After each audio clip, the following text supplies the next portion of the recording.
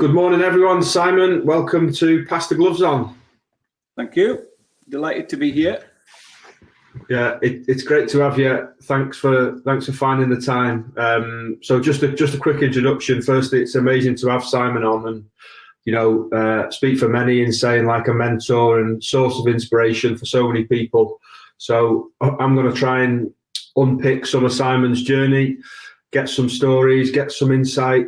He's willing to share loads of stuff, so hopefully it's a brilliant kind of 60 minutes for us all to get some stuff out of. So firstly, Si, just to get us cracking, what's life like for a Premier League goalkeeping coach in the current climate? Football in general has been quite strange, I've got to say. Since we came back, we obviously started with the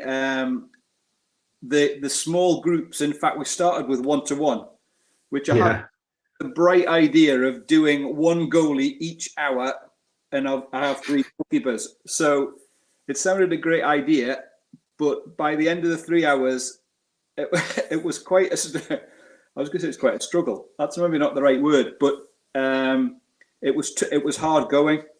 I think it was hard going for them because they're not used to working 1-to-1. And as I say, the other side of it is by the time you'd reproduce the same session 3 times, coaching wise, it was quite a challenge. So luckily, that only lasted for about 3 weeks. And then I introduced. Then we were allowed to have 3. Okay, in the practice, I had to socially distance, so I had to put like a little coloured square. So when they'd finished their practice, they could go and stand in their coloured square while they got ready for the next. So yeah, it's been interesting, and obviously now we're fairly back to normal. Except there's obviously no crowds, and the travel and the hotel bit's a bit strange, but we're just getting on with it. Brilliant, keeping you busy anyway. The schedule is hectic, obviously. So game after game. Yeah. So what I'd like to talk about first, Si, is like the early years and your playing days, really. So you've been, as I mentioned in the intro, you've been like a mentor, inspiration to so many people in goalkeeping. And what got you into goalkeeping? Who inspired you, and how did you become a goalkeeper? Yeah, it's an interesting one, Tim. It's like we speak a lot, and I'm saying we, as in me and you, speak a lot, and it's like the look and opportunity thing that we talk about with goalkeepers playing now, and yeah. And looking back, I was very in a similar position. I obviously played in goal at school. I thought I was a left winger until people started running past me, and I couldn't run past them. So the classic of maybe you're better in goal. To be honest, what age are we at here, Si, roughly? We're going back to the Cubs at probably 10, 11, something like that. Yeah. And my brother, I have an older brother. He played in goal. I think that's probably where it started. And then, just purely, really, more by chance and somebody not wanting to play in goal. I went in goal one day, thought, this is quite good. You don't have to run around as much. And as I say, it just really continued from there and just played. We went to live in Scotland at the age of 13. And obviously being an English person in Scotland was quite difficult. We lived in a place called Airdrie, which was a suburb of Glasgow, really, but tough. And I think by playing football, I was accepted. I use that word. Went on to play for the county, played for the West of Scotland, all that type of stuff. And then signed as a schoolboy for St Mirren. Alex, manager at the time. He had a bit of an interest in goalkeeping as well, and was actually quite fun. It's a thing funny now because obviously have seen him in a different light as the manager of Manchester United. but he was actually very helpful in things like where to stand and how to position yourself actually in the game. And in some ways, nice. He was actually way ahead of what probably the rest of people were doing. Thing of supporting the play and being on your front foot and all those things that we go into now. He actually, I remember him standing with me one night in a practice match and like saying, well, if they get a goal kick there, go and stand on that side of the box so you're in the line of it. And, nice. And that type of thing. And then moved back. They actually, to be fair, St Mirren wrote to Newcastle and said, we've had this boy in a schoolboy form. Would you be interested in taking him? So I went to Newcastle on trial. And then at 16, this is where the looking opportunity comes in, because they hadn't got a goalkeeper to be an apprentice the following year. So they said to me, look, after the trial, I'd played a few games. Would you like to be an apprentice? And to be honest, Tim, I hadn't really given it much thought. I just enjoyed being a goalie. Yeah. And I thought my mum and dad were overly impressed. They wanted me to be a PE teacher, but as I say, there was an opportunity there. So I took my O-levels, and then in that summer of being 16, well, I was actually only 15 because my birthday's in September, but I left school. And that was the start of the journey as an apprentice at Newcastle United. And that was when it started. And well, yeah, I feel now as though I've been there on and off ever since. Quite a long time. I'm just thinking back to when you first started playing. What I'm trying to think of is like some of the kids that will listen to this and pick up bits of advice and stuff. What kind of emotions do you remember when you were like, I don't know, 10, 11, 12, 13, just started playing in goal? You talked about it was quite difficult in Scotland and you had to be accepted. What emotions do you remember having, like good, bad and indifferent? I mean, it's an interesting one because it's not really an emotion, but the overriding Scotland was we played on red ash, so we didn't play on grass. So my early recollections would be, one, always playing in tracksuit trousers, and two, learning very quickly to move your feet. So yeah, and I was quite lucky because I was quite lucky. What I was going to say was a lot of the teams I played for were quite successful. So I didn't quite suffer from the what's the word? I was going to say not until later on, which we'll probably come on to, conceding 9, things like that. How did you do 9? But as I say, in the early days, I went through the things. It's quite interesting how things come around because I've been doing this a lot. But like playing in big goals. So you would be trying your best, and then somebody would just run up and chip it over the top of you, and kind of, how did you deal with that? By that, the classic of doing everything that is humanly possible, but there's a little chink of and sometimes even in those days, maybe having to get yourself into positions that you didn't really want to get into. But because the goals were so big, I know that sounds a bit, but things that I'm still seeing as issues now, and that is quite a long. As I say, that's a long time ago, and I've never. Well, I was going to say I think I've suffered more from nerves as a coach rather than the player, because as a player you're in control. But one thing that I always did, and it's funny looking back now, is I used to practice all the time. And go on, what did that look like then? Go on, labour on that point, Si. What did that look like for you practicing? I have to say, in my time, Tim, I have ruined more pieces of grass than I'd like to ever think. So my mum and dad's we had a lovely garden. I ruined it. I made my own goals, and then constantly there was the 2 triangles of mud on the front lawn, because I had a mate called Colin, and he used to come round. He was an outfield player, and basically we used to play shooty in. I'm in the goal. He's taking the shots. We couldn't really do crossing, but he would throw the ball. I'd come and catch it. And as I say, looking back now, we were out. There was no academy or centre of excellence. Yeah. It was just like self-practicing, for want of a better way of putting it. Yeah. I'm just thinking there, Si, with the two things you've said there about because of the surface you played on, you probably got really good at moving your feet because you couldn't dive as much, which is like a condition around your environment. The second thing with Colin shooting at you, probably not giving you perfect service, not being, consistent, the same thing every time. What do you think that did to you as a young keeper? Well, I think like you say to me, you experienced everything, Nice, yeah.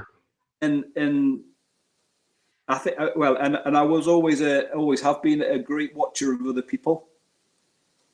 So I always had the little pictures of the goal. This is sounding really weird now. The pictures of goalkeepers in my scrapbook and favourite goalies, and then I got my first.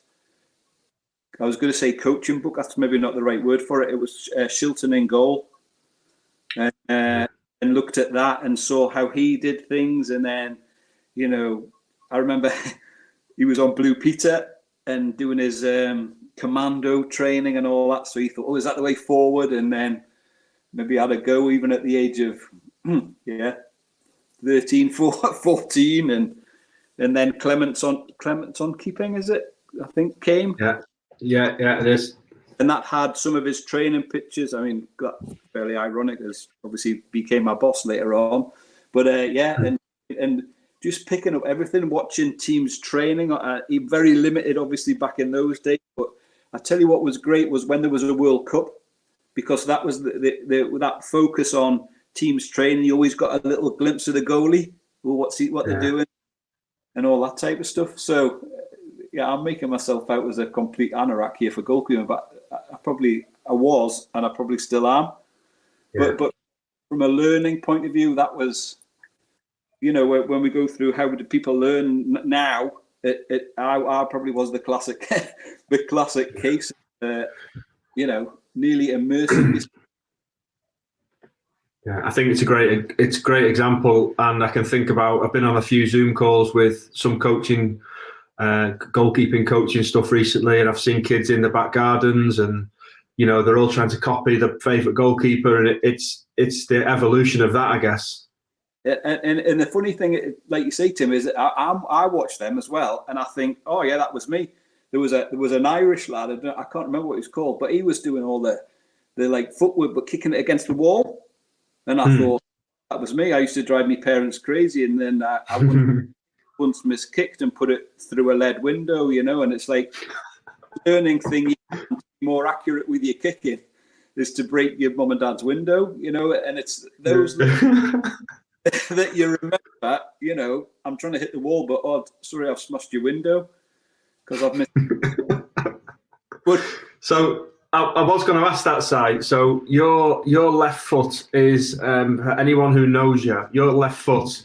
Is got a good reputation, a very good reputation. I've been on the end of a few of them. Go on, where did that come from? Is something that sticks in your head that made that a good left foot? What was it? Come on. Yeah, the funniest thing, as I say, because I've been doing this a long time, we have a young player at Newcastle called Elliot Anderson. He's just broken into the first team, and as you do, trying to make conversation. It turned out that his granddad was my under-17 coach at Newcastle United. Oh, wow. Jeff Allen, who played in the Fairs Cup and all the rest of it. Top player, had to retire through injury, went into coaching. And as I say, he took the juniors at the time. And in one of the games, we had like little brick dugouts, which only probably seated 3 or 4 people. And I've tried to half volley the ball, sliced it, and it is now hurtling towards the dugout at quite speed. And all I can describe it, Tim, is that the coaching staff and the physios evacuated the dugout very to say that he wasn't best pleased was an understatement. So, but again, I thought, one, he actually shouted to me, "You'll never play for the club again," which was an interesting comment. As I say, it focused me in, and where we used to live, it backed onto an old golf course, which was no more, but a large, thin expanse of grass. And I used to go out with 2 or 3 footballs and kick the first one, try and hit it with the second one, try and get close with a third. And I used to spend hours just running up and down this piece of grass with my ball, learning to kick it. I know it's a bit odd, but learning to kick it. No, it's not. It's self-teaching again, isn't it? It is. And then, obviously, well, I'm hoping that I know that's where I got because it was also different distances. So, not trying to kick it too hard, trying to be more accurate, kicking off, like you said before, Tim, also kicking off. I mean, it was nice grass, but it was undulating, for want of a better word. And so you weren't always just set up nicely. Yeah. So yeah, that random nature and and I think well, I'm sure that's where it's come from. Yeah, I completely agree with that, and I don't think that stuff ever comes from a session or a coach saying, right, put your right foot here, your left foot there. I think that's you experimenting, kicking it low, high, curled, undulated, flat. That's self-teaching, fascinating. We could stay in this topic forever, really. But so let's fast forward a little bit, and I want you to tell us about your time at Gateshead, because correct me if I'm wrong, but you played 501 games for Gateshead. Yep. And also you had a run of consecutive games, around 400 consecutive games as well. So some ability and some just amazing to be able to do that at one club. Can you tell us about that and what that playing career was like? Just before, the reason that I think I ended up at Gateshead was, obviously, those who know me, I'm only 5'10", 5'11" maximum when I have long studs on. I tried everything. I tried hanging from the stairs. I tried getting a perm at one point because I thought it maybe looked taller. You name it, I tried it. And then one day, I was supposed to go on trial to Southampton, and a very famous scout because I was playing for Whitley. I'd left Newcastle on a free transfer, and then I went to play for Whitley Bay for a short time, and everybody was saying, "Oh, don't worry, you'll get back." I was playing well for Whitley Bay. A Southampton scout called Jack Hickson, who was very famous in the Northeast, took Alan Shearer to Southampton, very well respected, no longer with us. In those days, there was no text or what. Wrote me a letter to say that he thought that I was an excellent small goalie, and that he felt that I was actually too small. I think I might have still got it, actually. But it was a bit of although it was a kick in the teeth, it was like somebody being honest with you, though, Tim. So I remember saying I was married. I was married at the time. I'm married to Lucy. And I remember saying to Lou, it's, if I'm not going to be good enough to play in a football league, or not big enough, I'll go and play in the best standard that I can. And hence, that was my left Whitley Bay, went to Gateshead. They were having a change of manager, went to Gateshead. And then that was the highest standard. They were in, I'm not even sure what it's called now, Tim.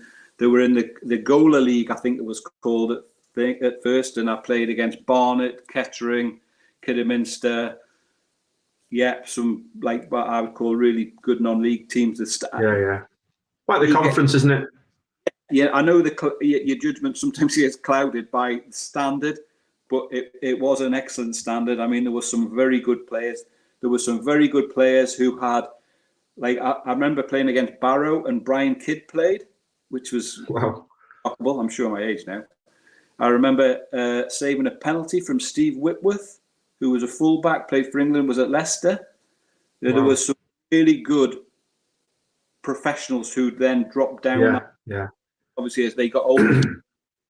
So for me, it was great. They used to call me, Simon Smith 7, because I was never rubbish and I was never great, really. So that was what they used to. So that, like you say, the consistency bit was there. Staying there for 10 years. Normally, people would have probably gone to 3 or 4 clubs by then, but because of the way that Gateshead was, the best non-league setup in the area, I stayed, and the manager changed, and then the team changed. So it was one of those, like, I remained the constant. And I look back, it was funny, I look back several months ago. I think the first time we were on lockdown, I was a bit bored. And the number of players that I had played with was phenomenal. Wow, you know, maybe, I don't know, maybe over 100 players had come through. Oh, easy. Yeah. While I was there, you know, as I say, I had a new team, like one every 3 years. I had a completely new team. But I was unbelievably lucky with injury. Obviously, did play a couple of times injured when you shouldn't, but did. We used to train on AstroTurf before it was AstroTurf as we know it. Old-fashioned hockey thing, which going back to the Scotland thing and playing on the Red Ash. I probably had a good upbringing in that. So don't throw yourself around too much. Stay fit and not injured. But it seems like you were asking me before about, is there a picture? It's like, because it seems so long. It seems so long ago. Yeah, photograph. Yeah, like a different lifetime.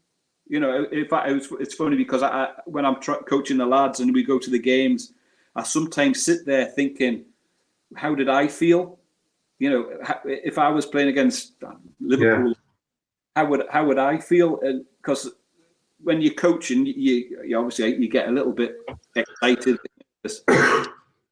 but I've sort of nearly forgotten what it felt like to play when you're the one who is standing in front of the goal rather than either to the side or behind it.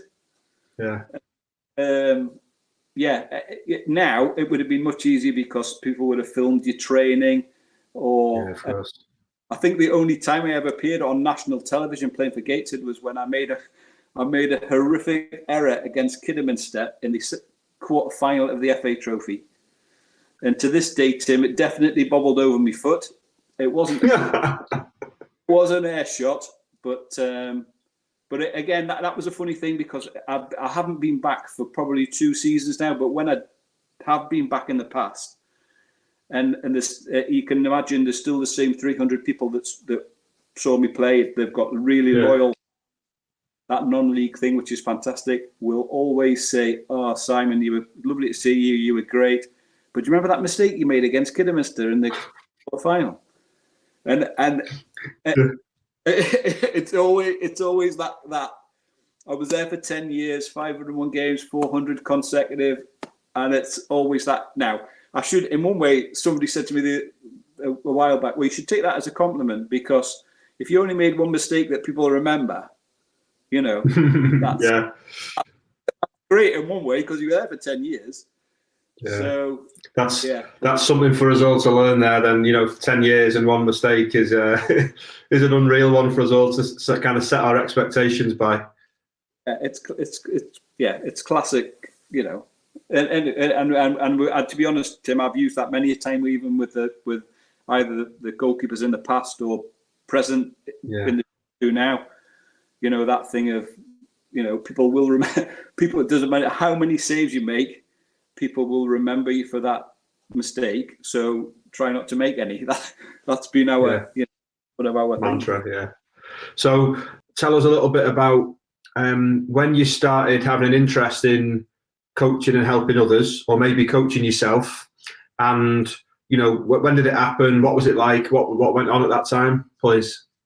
I think it's a funny one, Tim. I think going back to what I was saying before, I think I've always been that way inclined.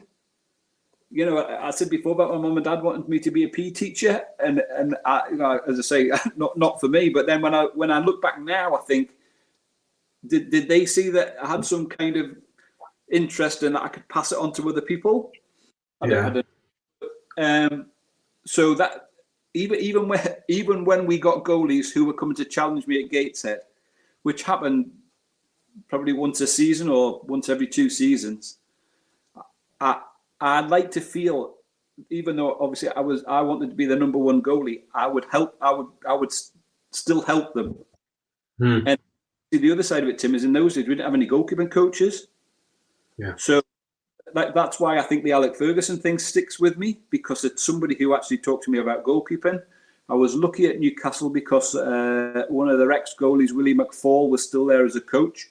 Not a goalkeeping coach, but an outfield coach, but so would still help you. So part of you had to coach yourself. I mean, that's probably as good as the saying.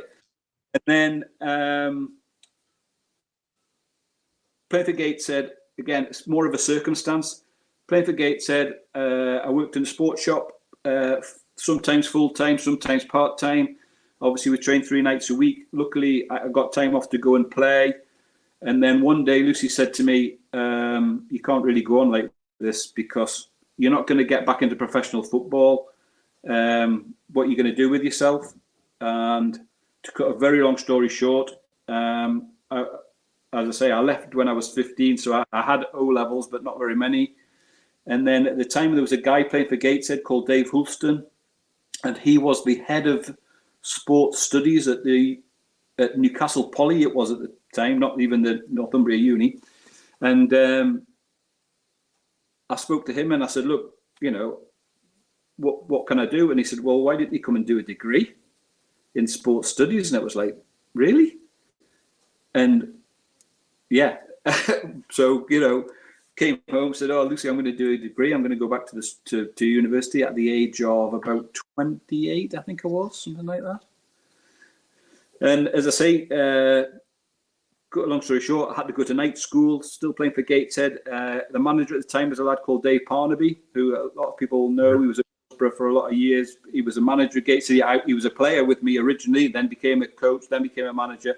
And he was absolutely fantastic. He said, look, I'll give you a 3-year contract at Gateshead so that you can go to uni, but you know that you've got a contract at Gateshead, which was absolutely fantastic. Eventually got what I needed, qualification to get in, got in, and that's when, because I was a mature student, they used to call me Practical Man, because even they would go through the philosophy or the background of something, and then I could say, oh, is that like when we train on a Wednesday but don't play till Saturday, and there's a recovery, and they, oh yeah, right, there's Mr. Smith with a practical example. But as I say, it just opened my eyes to like you say, Tim, to that coaching side. And then what happened was, I was going along very nicely, and then there was a part of it was statistics and the mathematics, and I could not pass it, and I failed. And in those days, if you failed one module, you were out. Okay. So what? Basically, for the second year, I failed, and they said, "Oh, that's it." It's like, so, oh, right. Well, what do I do now? And by this time, I had actually started working at the Centre of Excellence at Newcastle. Through another lad called John Carver, who had played for Gateshead.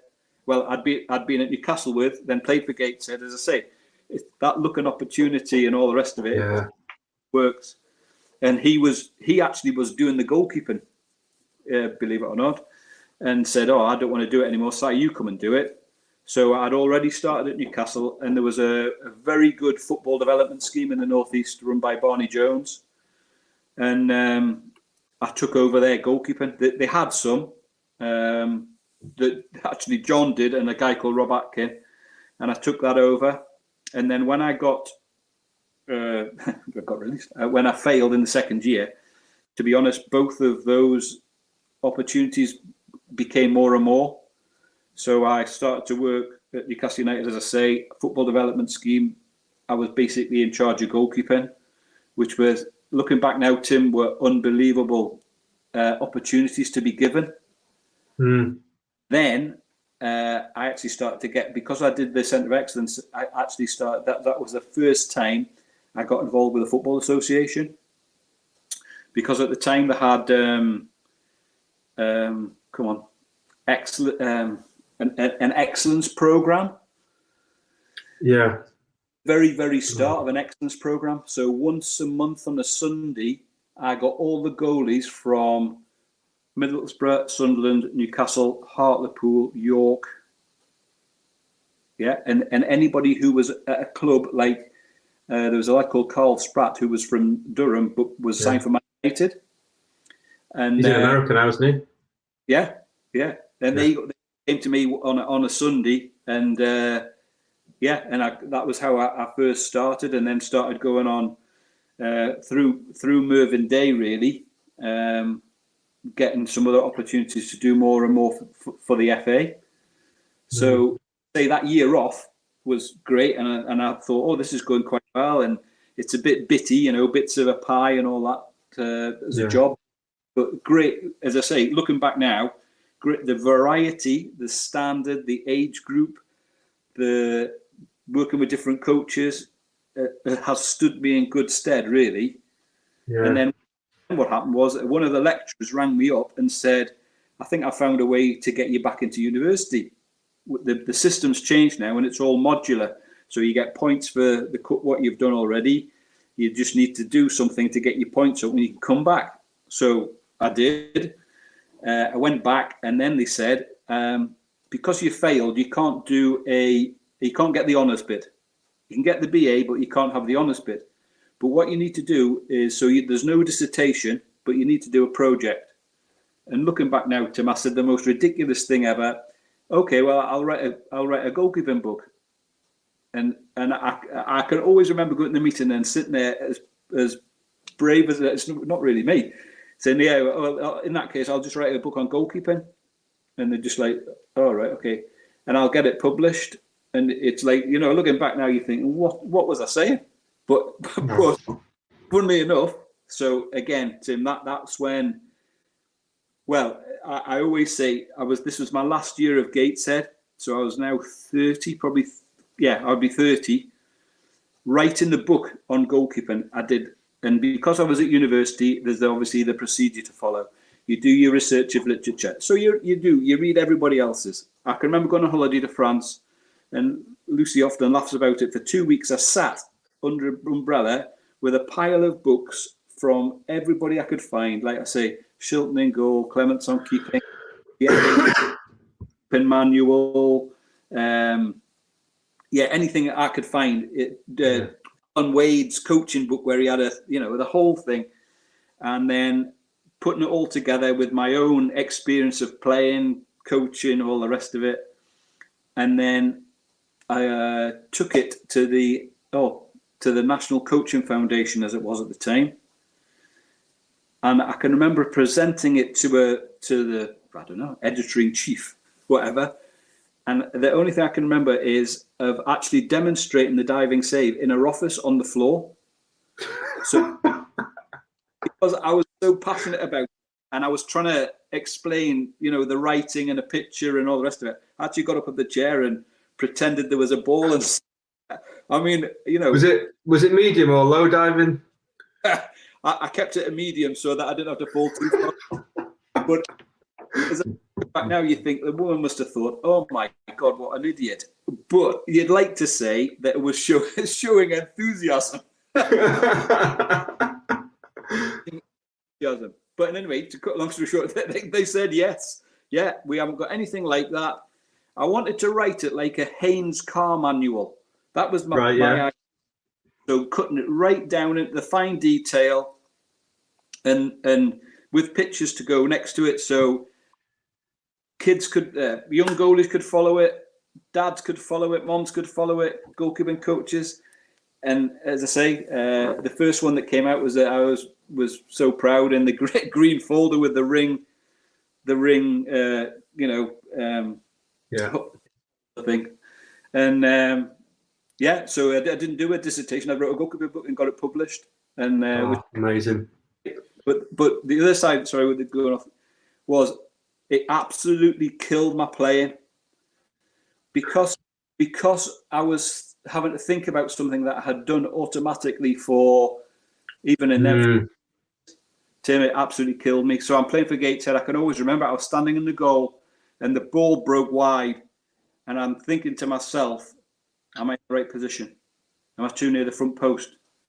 Should I, and what about the defenders? Should I be looking into play now? And by the time interesting, yeah, the lad had crossed it, and I've just gone running after it, and I don't think well, your memory plays, but I don't think they scored. I think it just like sailed over my head, but I didn't even try for it because I was actually, I should have done a one-footed takeoff there, and led with two, hit my head back. You were thinking this is on page 146. I was, and the funniest thing about it was that it was obvious to other people. So I can always remember going to training, and there was Dave Parnaby said to me, "Si, what's wrong with you? You've gone from 7 out of 10 every week to looking like a nervous wreck." I said, "Well, I'm thinking about it too much." He says, "Why are you thinking?" I said, "Because I'm writing a book and I'm going into the detail." And the other thing I did was I've always been interested like learning styles and how people learn and all the rest of it, and I hit on this thing about how the police learn to drive at high speed. And when they learn, they commentate. And I know now we say, don't, to young goalies, don't commentate, be nice and clear and calm and all that. But that's how they learn. So as they're driving at high speed, they're saying, track red, junction on the left, and they speak it. So it makes them realize what they're attending to. And I've heard this. Yeah. All that type of stuff. And I tried some others, like practicing to music, getting kids to do nursery rhymes while they were practicing. So I was really into that side of it as well. But as I say, it absolutely killed me playing. Yeah, wow. Until I think that's honestly, Si, that's unreal to listen to that journey there, and the few bits that stand out that I can relate to talking to young coaches about now, or any level of coach. I'm sure you have, that you did. Well, it sounds like you did really well.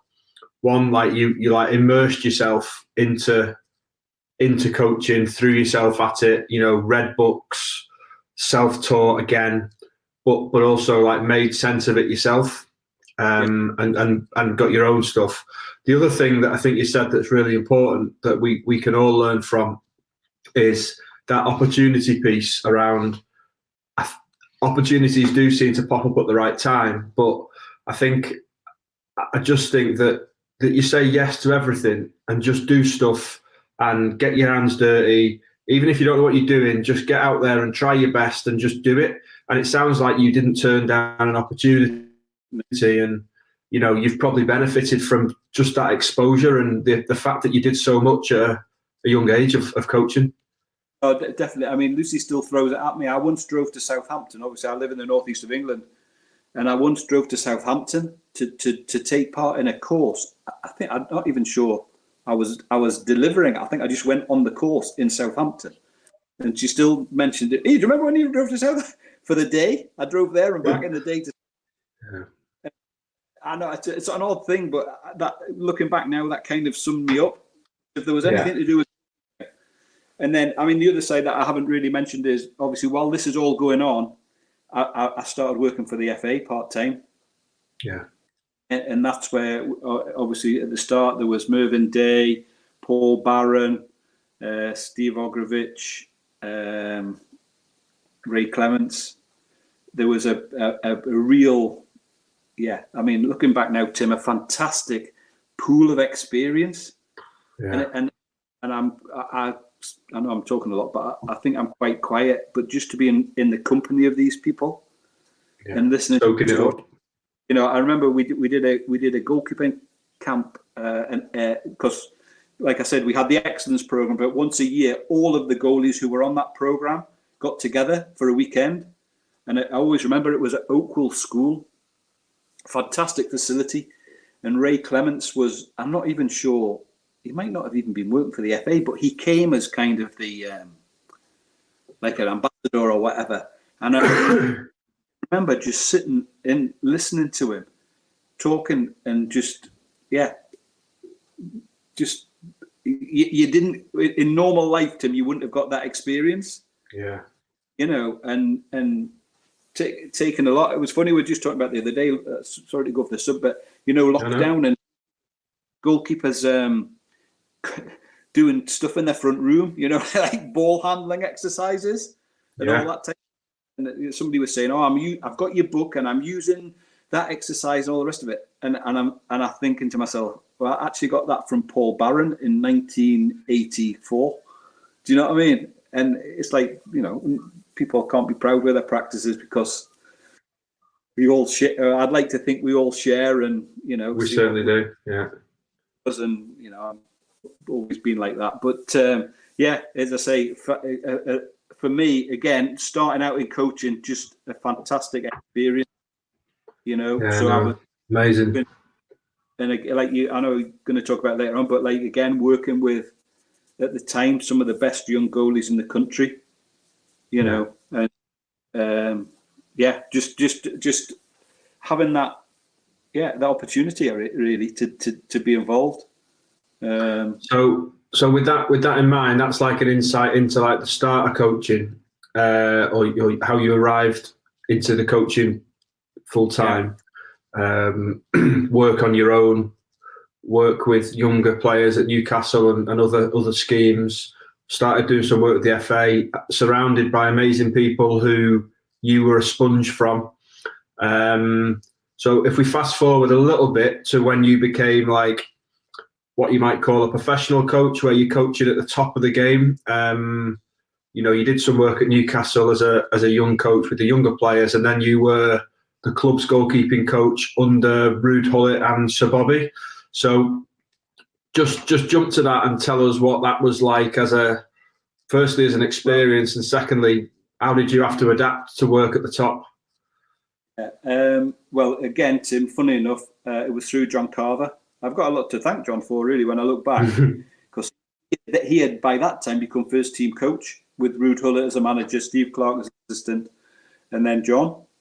And Terry Genno, who was a first team goalkeeper coach, had left, gone to Celtic. They needed somebody to step in for pre-season. So John rang us up. He said, and obviously I finished university. Would you like to come and join us just for pre-season, really? And to be honest, Tim, it's a funny one. Looking back, I can't ever remember being nervous about doing it. I think it was just I had by that time, just going backwards slightly, I'd also done Sunderland's goalkeepers, first team goalkeepers. I'd done Hartlepool's, also done Carlisle. So I had a brief experience, shall we say, that, you know, that jobbing goalkeeping coach, part-time, coming on a Monday, Wednesday, and maybe a Friday, all that. So I had that.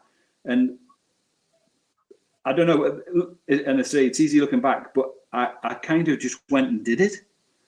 And because I was, I'd only just stopped playing well, I could still play and join in.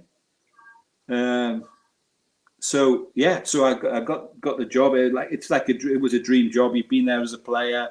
Yeah. You've been involved with goalies. Then you get the opportunity to, you know, while I was there with Ruud, he tried to get Ed de Goey to come, but didn't fancy it.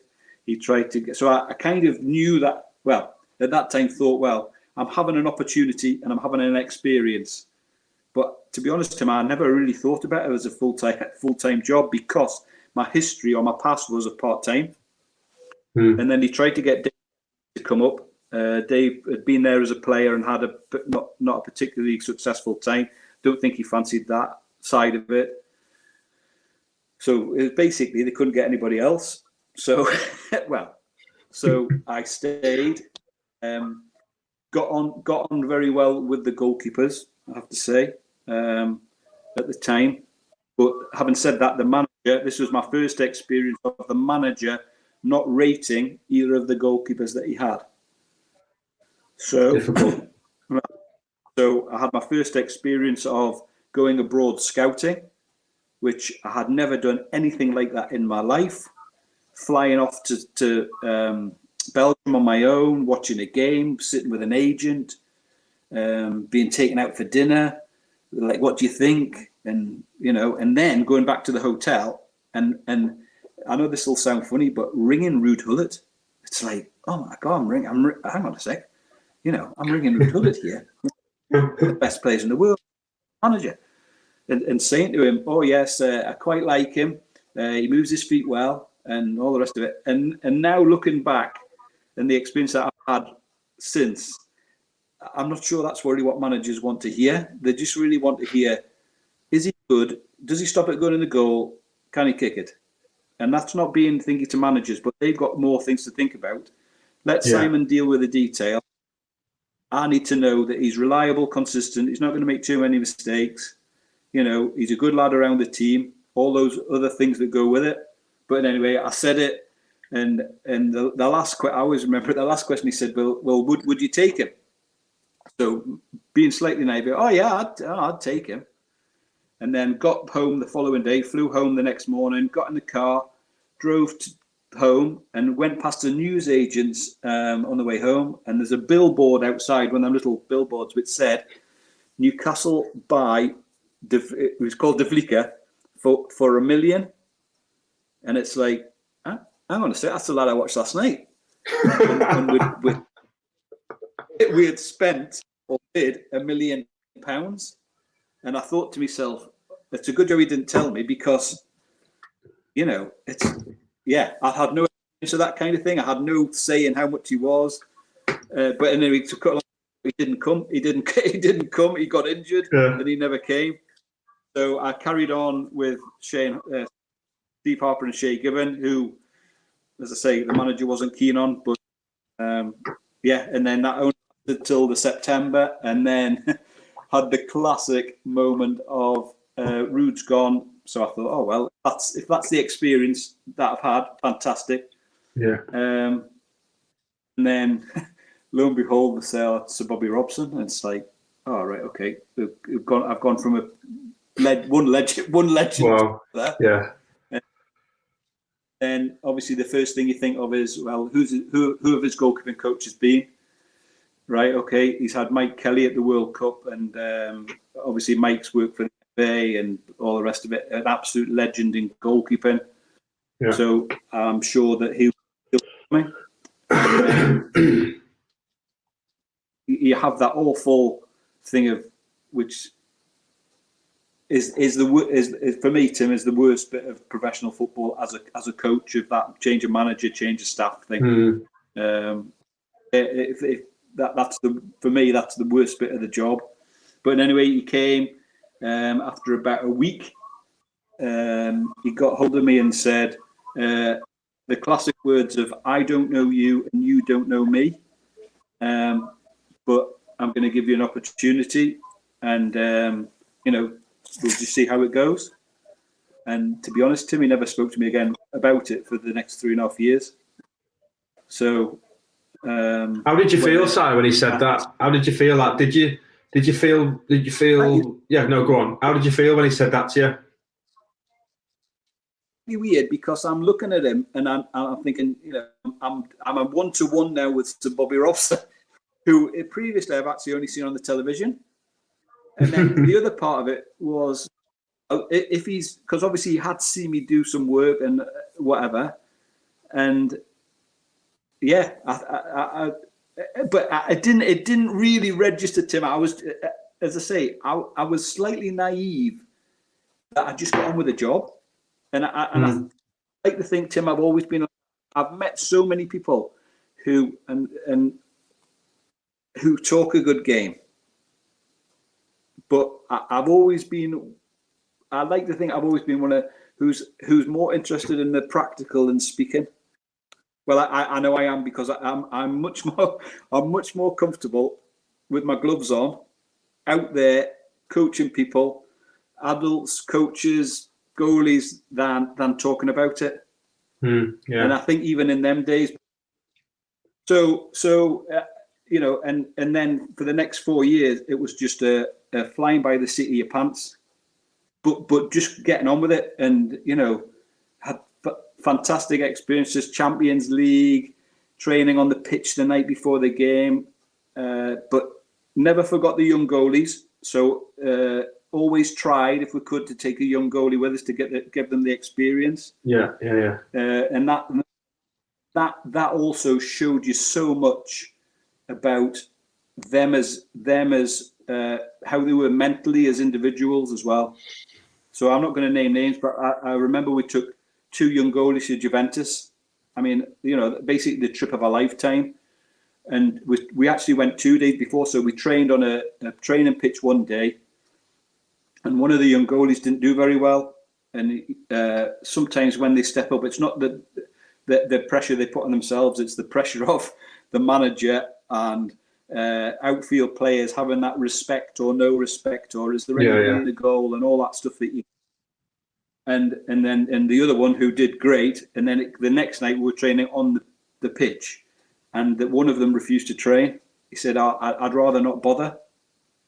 And it's that moment when you think, well, hang on a sec, this is going to be an issue mentally if he wants to come and play in this Champions League, and he's not fancying warming up under no, as an experience. So there were great times, but as I say, never give it much thought. And the funniest thing about it, Tim. Later on, and I'm talking about several years later, we went on a trip with England to Cyprus, and Alan Irvine came with us, who had been, as I say, I'd worked for Alan at Newcastle Centre of Excellence. He'd then gone on to be a manager, a coach at Everton but he came on the trip, which was lovely. And I remember sitting one night talking to him, and he said to me, Simon, he said, I've got to say this. He said, you did unbelievably well at Newcastle. And I love Alan to bits, but he's not the most complimentary.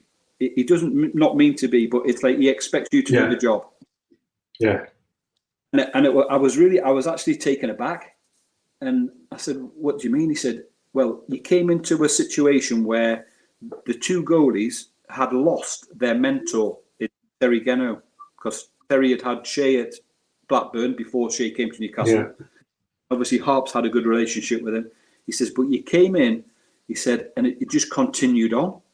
He said they just continued playing and doing their stuff. And he said to me, he said, you did. And Tim, honestly, while it was lovely for him to say it, I thought, I never give it a thought. To me, I was just trying to make them the best that they could be. I've a lot, Tim. It's like if something that I hate about people, that I hate about coaching is when people come to me and they say, "Yeah, I'm at so and so now, and I just work with them. You can't teach them anything, at that level." And it's like, and I've known some top people who've said those about top goalies, and I've never seen one yet, Tim, who doesn't make a mistake. Talking about goalkeeping now, I've never met a goalie yet, no matter how good they are, who doesn't make a mistake. So there's always something to look at and something to work on and something to improve. And as I said before, I'm not one to sit there for hours reviewing, and I'd rather be out there doing it and trying to, So, but as I say, great, marvelous experience. Yeah. It comes to an end. As I say, you go through that awful period. So Bobby goes. You're left on your not left on your own, but you're left. Work with, I think, one of the best that could manage and coach. So, great guy. And then Graham Souness comes, a lovely man, brings his staff, doesn't bring his goalkeeping coach. So part of me is thinking that's fantastic. And then after about a week or two, I realised that they weren't Sir Bobby Robson. I think that's the easiest way to put it. I think because he had a great way, and don't get me wrong, Sir Bobby, and people talk about him now, but he was hard to work for. He expected, if he was in at 7 o'clock, he expected you to be in at 7 o'clock, and he expected you the work that you did, And a couple of times we had run-ins where he had a go at me, about making sure that I taught them properly, just to make sure that I knew that he was watching, and this is what you need to do. And he, as I say, Tim, at times he was a strict taskmaster at times. Yeah, demanding. So to ask you a question on that, and I'm pretty sure I know what your answer is, but it'd be great just to hear you kind of like summarize it. So what advice would you give to a coach who was joining a new club or getting a new manager, and they were maybe feeling like, oh, wow, not sure what to expect here? What advice would you give them for that instance and to move forward? I think you've got to believe in yourself and what you do and what your principles are. And and sometimes when you're a bit younger, well, as I say, when I was young, I never really gave it any thought. I just got out there and did. So I knew what they needed to do, and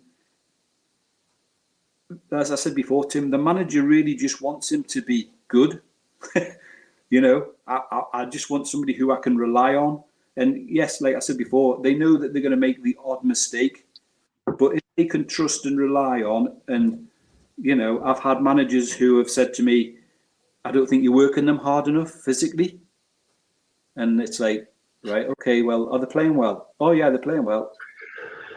To be honest, Tim, it was funny, and I was actually thinking about this last night because obviously I was going to speak to you. I can remember Sir Bobby saying to me, that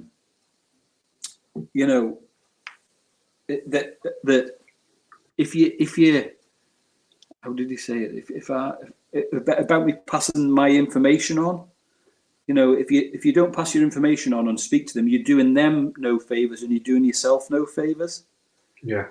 And as I say, the thing of, the other side of the other side of it was, I remember saying to him, can you tell me what you want from your goalie? Because they do like as ever, should have come for that. I saved that.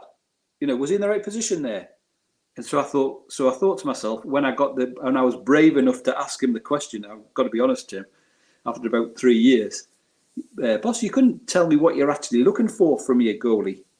And he wrote me an email, which I've still got, and I think I put a little bit of it on Twitter or whatever. And he wrote me this letter email about sticky fingers, strong wrist, personality, and like named people, like Bravery, Laurie Civil at Ipswich, who he'd had. But honestly, Tim, it was fantastic, really good, and that's something that stuck with me. So when I initially get past the new manager of how are you, how do you do, there's that thing now of saying, well, you need to tell me what you expect from your goalie. Yeah, nice. Because one, it might be foreign to them what you're asking, or it might actually be one of their strengths, but under the previous manager, you never got a chance to show it. Yeah. And then going back to the coaching, it's then saying, right, okay, here's my program. This is how he wants you to play, or sometimes it's, well, so that's one side of it that I take on board if you want. So we're going to play with a higher line, so he needs to be on his front foot. He needs to be in a more advanced position. I always remember saying to Shay Given, the first key factor about being a Premier League goalie, he's got to be able to run fast backwards. If you can't run fast backwards, you're going to struggle.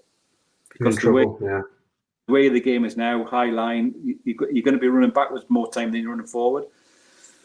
But as I say, there was just those kind of things. And and the other side of it, from a manager's point of view, and this is something later on when I went back and Rafa became the manager, Rafa Benitez became the manager, was of,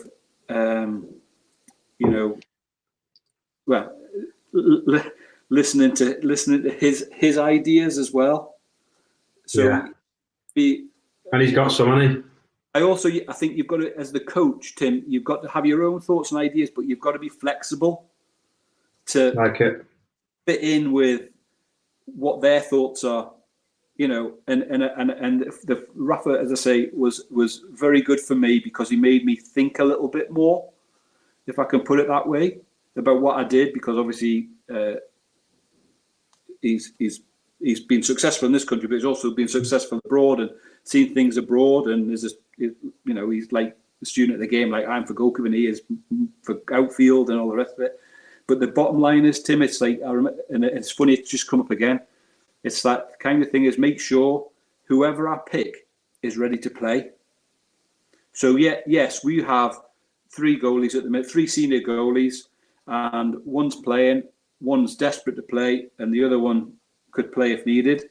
And I have to make sure that I have them up to a level, fitness-wise, mentally, technically, if you want, all of those things, that if he said to me tomorrow, Steve Bruce now, if he said to me tomorrow, I've decided, because it's his decision, I'm going to play so-and-so, I can say hand on heart, yeah, he's ready to play. Ready, yeah. And that's the other thing that, as I say, you go to some clubs and they've got, I went to work at Carlisle and Kieran Westwood was the goalie, and he was like the undisputed number 1. But what you have to be careful with there is, which is great, so obviously keep him going, but you had to make sure that the other one was who possibly in himself didn't think he'd ever play. But has to be ready. But obviously there's an injury side. There's we could get injured at any time. But 2, to be ready. And as I say, from a manager and coach's perspective, I often say, if I was a manager, I'd be saying the same. Just make sure that you're coaching them, so whoever I pick is ready to play. And that's something else that I've probably thought about more, Tim, as I've got older. I don't know why, as I've got more experience, shall I say. I think that's. I love what you've just said there. Going back to the Rafa comment that he made you think. But what I think you've just said there as well, which I massively respect, you let him make you think. So with your experience, what you've done in the game, the people you've managed under, coached under, you've still been able to let a coach make you think about it differently. And I think that's a massive skill side that we all need as coaches to, like, yes, you've got your principles, your beliefs, etc., but you still need to have that ear to the ground, and especially when influential, people talk with different experiences, and you can just nick little bits, can't you? And I think that's you've done that brilliantly with the managers you've worked for, the coaches and stuff. So, Tim, I think, and you know me well.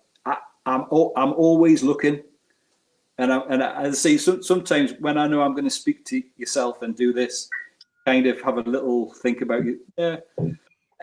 I still now, if there's a snippet of goalkeeping on the telly, like goalkeeping training in the background, I'm still up at the screen watching. I'm still looking for the not so much the latest bit, but just somebody, like I'm saying, I'm watching some Irish lad kick his ball at 14 against the wall and all the rest of it. Yeah.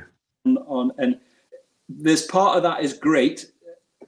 I'm not going to get on my high horse, but there is so much now on social media. Yeah. But there is also, so some of it is great and I love it, but there is so much now that is, I'll use the word wow, where I look at it and I'm thinking that's fitness, but people are portraying it as technical or even tactical at times. And that's a bit where I think you do have to be careful. And I've got to just mention this, Tim.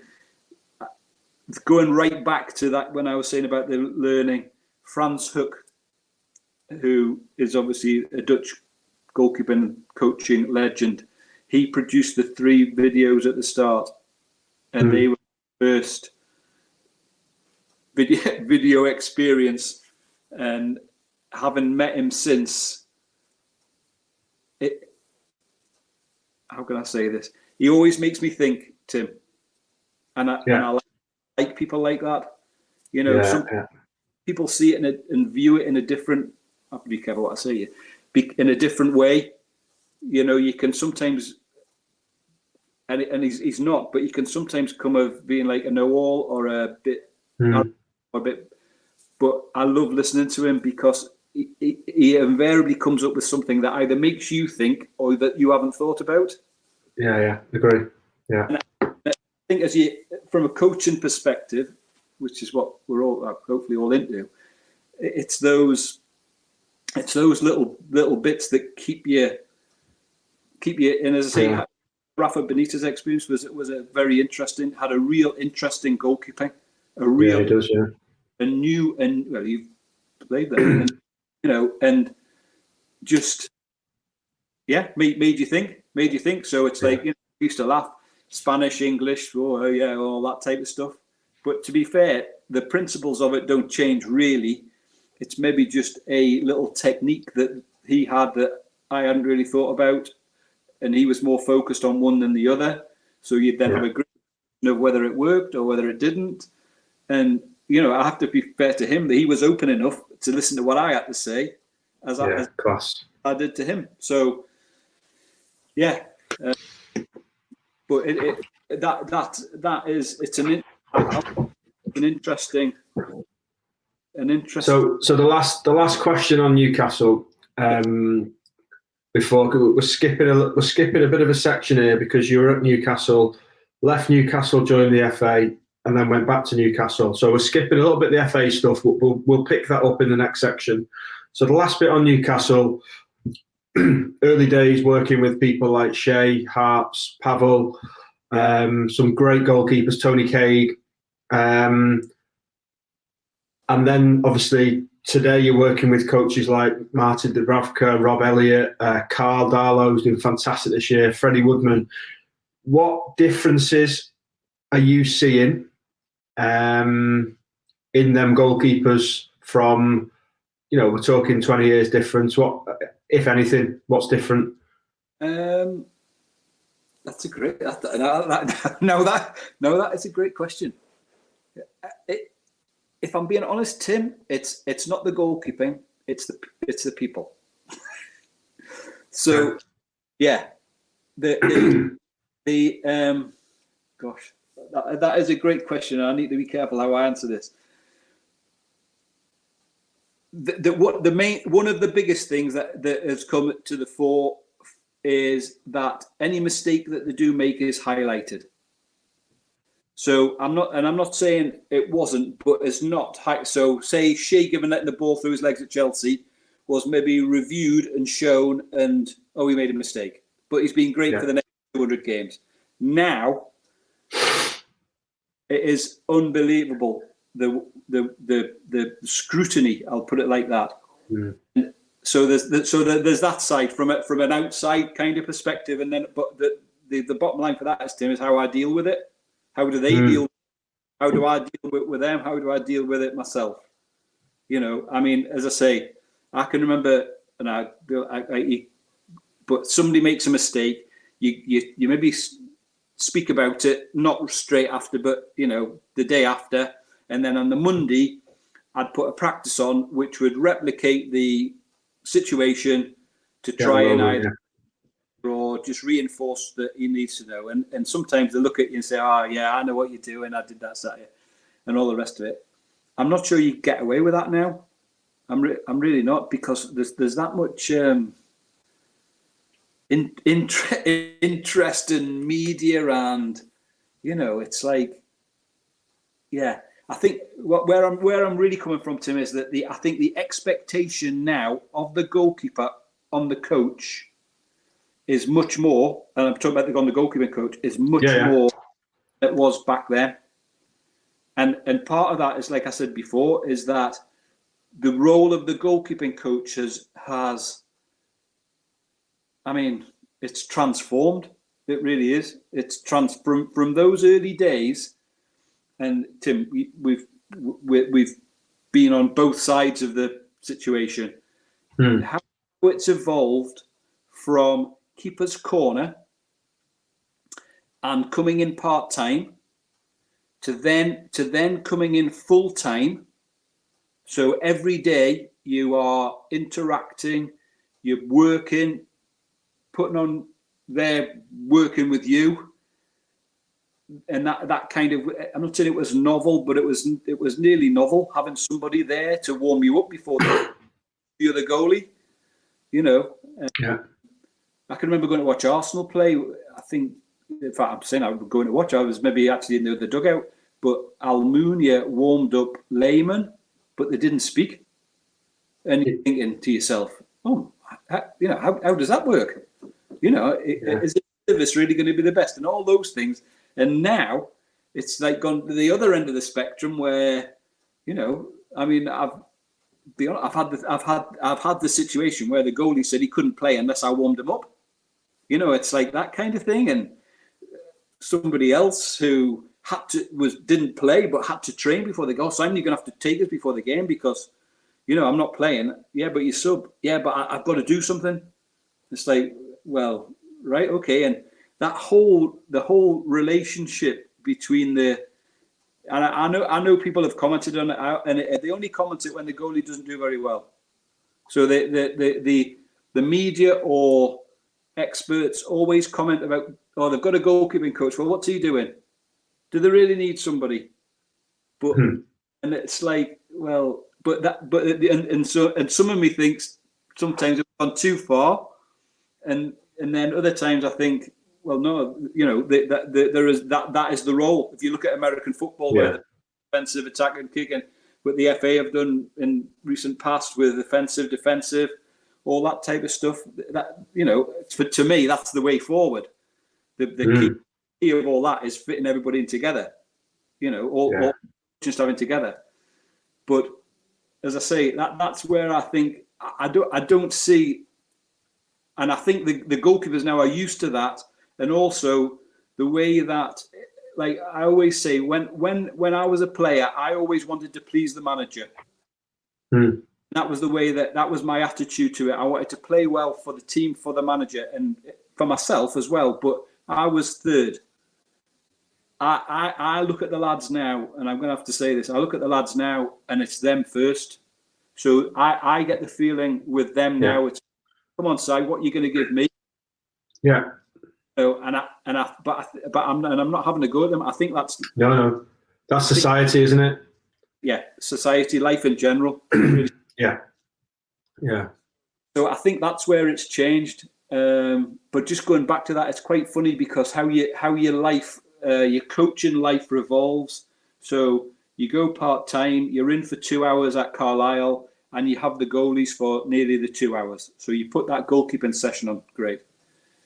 I then, like you said, Tim, I go away, I work for the FA, go through all the qualifications, outfield course, goalkeeping course, gathering information, working in international football, playing against different countries, different formations, all that knowledge that you're building up. And then I go back to Newcastle United, and I don't mean I go back like I'm saying. Return. Football, lo and behold, yesterday, I'm in keeper's corner. And it's like, right, okay, that's an interesting one. So I've gone through a whole system where I probably have as much, as much or more knowledge than the actual guy who's doing the coaching for the outfield. Like I think maybe, but I'm still back in keeper's corner because that's my specialism. Yeah. And so I get what we've been through. That, well, like we've been brought up with that. Like the goalkeeping coach is an integral part of the coaching team. But at Newcastle United at the minute, there's 5 outfield coaches. Yeah. So I think and this is something you do great. So I think you've got to be ready to be that person who does the kit or does the goalkeepers right the way up to the assistant manager basically, and be willing and able to jump in and out of the two. But I think sometimes, Tim, because I've been doing it for quite a long time, you obviously need to know who you're working with. Yeah. But and so you need to build that relationship. And I always thought this. I actually said this to Sir Bobby after he retired, and I used to meet him to ask him questions that I could never ask when he was the manager. You know, and I once suggested that we played Laurent Robert, who was a winger, who was very, very talented, but he didn't run. I suggested in a team meeting, or a staff meeting that we should play him up front. And he just looked at me and he said, "Yes, Simon, just stick with the goalkeeping." At the time I thought, "Oh, right, okay." And I never got a chance to explain myself. Yeah. It was quick, and he could run in behind and all the things that you need to know. But because he dismissed me so quickly, Yeah. And I think that's the other skill, Tim, is as a coach in a team of coaches, is knowing what your place is, what your involvement is, and what to say at what time. Yeah, great point. So I think, don't get me wrong. I've told you this before. The initial, because I said he was hard to work for. The initial few months with Sir Bobby were absolutely awful, because every time there was a missed cross or a poor punch or a poor kick, or he didn't throw it, or what, I got the blame. So I'm sat on the bench. Sir Bobby's there, John was there, and I'm next to him, and I'm getting the blame, and it's everything. Could he not have thrown it to Bernard? Well, he obviously didn't see him. And I still get it now. But what I've learned now is either not to make a comment at the time, or to say it, and kind of it's working with people. It's working with people of knowing what answer to get right at the time. It's like being married. Like what you need time, but to making sure that when you do speak, that you have the respect of the other people around you. So yeah. I mean, that's brilliant advice. And I have to say this: working for the FA was terrific for me, because it actually let me do the other bits. Yeah. So in the end, that sounds awful. As it developed, I'll say, I used to deliver in the team meeting the defending set plays, as I'm sure lots of other people do now. But that, when I first started, there was no chance. Because people got to know you, listen to you. Oh, right, okay, that's a good idea. Are we doing zonal? We're doing man-to-man. Yeah, we do zonal. Right, okay, what about this? What about that? And as it went on, I got to do much more playing out from the back. If I went into the club and said, "Oh, by the way, I want 12 players, I'm going to do playing out from the back," I'd get the old, "Oh, he's flipped. He's gone." What's he playing at? Yeah. But when, as I say, my time at the Football Association, I got to do that. And having had that was a massive experience and a massive learning thing for me. So even though I'd done Newcastle United, Shea and Harps up to then with Sir Bobby, great, and then later on had other people to work with. But as I say, then going to the FA, and I hate to say this, Tim, but nearly practicing what you preached or were preached to. So yes, you need to know outfield play like the back of your hand. You need to know goalkeeping, how goalkeeping fits into the team. So there's like really 3 strands there. But then also, like I said before, you need to be able to deliver it. Yeah. I always remember the biggest, where I knew, this sounds awful, but not awful, this sounds funny, but where I knew I was on the right lines, there was a coach who's sadly no longer with us, Dick Bate, who I had so much respect for. I had worked with him as a goalkeeping coach when he was head coach, but coach education, he was top, for want of a better word. And he let me one day, and I used to say that, he let me do playing out from the back, I think it was, and play, or it was one of those topics. And I was nervous doing it, and I'm doing it with a team that I'm used to working with, and I did it, and I kept looking at him for reassurance, and every time I looked, he looked the opposite way, and I thought, this is either going great or again. It was a bit like the Sir Bobby thing. I did it and got you understand what we're doing, got the players understanding, worked nicely. Yeah, we got to there. And he never said a word to me. And it's one of them where you get to dinner on a night and I'm still kind of looking, is he going to say anything? And he never said anything. And it was one of those. Probably a good sign. If he's not saying anything, then, because he would tell you, you must have done okay. And so that's an interesting one. But as I say, in the role I'm in now, where when I'm asked the question, I need to know the answer. Yeah. Also not to waffle, because I remember waffling with Sir Bobby once, and he just stopped speaking to me and just went on to something else. So you got to be really quick, haven't you? Yeah, but as I say, decisive. Experience-wise, Well, we've covered unbelievable amount there, and I did the same with Tomo. To be honest, I don't know whether you listened, but got towards the end of the interview, I'm thinking we've not even spoke about some of his international experience and stuff. So I'm going to say the same to you as I said to him. We might have to do a part 2 if it's okay with you. But I just want to finish really, Si, 'cause I'm conscious of your time as well. Always ask 4 questions at the end to the guys that come on, guys and girls that come on. So I don't want you to think about it too much. Just kind of give us your first thought that comes into your head. Okay, first thing would be favourite training session.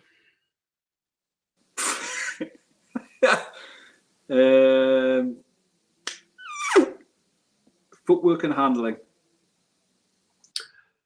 Superstitions as a player or coach? None.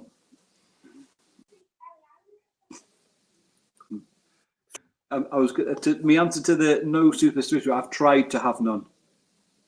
You've tried to have none. Oh, nice. Conscious effort to have no. Is that the superstition? Yes. Someone else said that. Favorite goalkeeper of all time. Best goalie, Buffon. And your biggest influence in football? Tim, honestly, I've said there's too many. I actually, funny, because I wrote a list of people, and then wrote the list, and then thought, oh, what about so and so? Yeah. Because I've honestly had what I have had is some fantastic people. Really, sometimes they probably don't even know they've helped us, but they have. Yeah. So yeah, I mean, I've had some proper, and I've been lucky. And I have to say, Tim, that going back to what I said at the start, looking up at you, I've been lucky to be in their presence, either working for them, working with them, just meeting them, going on a course, But like I said before, because I have the interest and the enthusiasm for it. I've got a goalie. I say this before we go. I've got a goalie at the minute who I wasn't sure about, but I've now found out has the same enthusiasm for the position nearly that I have, and I've only learned that because obviously I've worked with him over a period of time, and I have to say there's a lot. I don't want to talk about the international because I'd love to talk about that separately, but what I'm loving now is that young goalies I've worked with have now come through, but they have the same enthusiasm for the position. Yeah. I'm not saying that you won't get to the top level if you haven't, but the ones that I've worked with and I can think of all have that. Yeah. To learn and get the knowledge and watch other people, and but in a real analytical manner. That's the right, Yeah. So it's been good. I think that's a brilliant place to finish on the biggest influence, because obviously you found it difficult to answer that question, which is amazing. But what that leads me to think is, I think that's something that you're doing as well, like how you've spoke today. You've reflected really early about what you did, what made you passionate about goalkeeping, shared loads of stories, made me think, I'm privileged to be sat on the call with you and having you influence what the journey that I'm on. So personally, I thank you from me for being so candid with what you've shared. And then also, thanks just for coming on and sharing it so so eloquently and funny as well. Who do I give these to then? Who's coming on next? You can choose. Tim, You can choose. really enjoyed it. It's been great. Yeah, and I think the part 2 ones there. We've got 2 or 3. Well, I've got 2 or 3 sections here that we've not covered. So let's get a date in the future sometime. But Simon, thanks so much, and we shall catch up soon. Good luck. Okay, take care.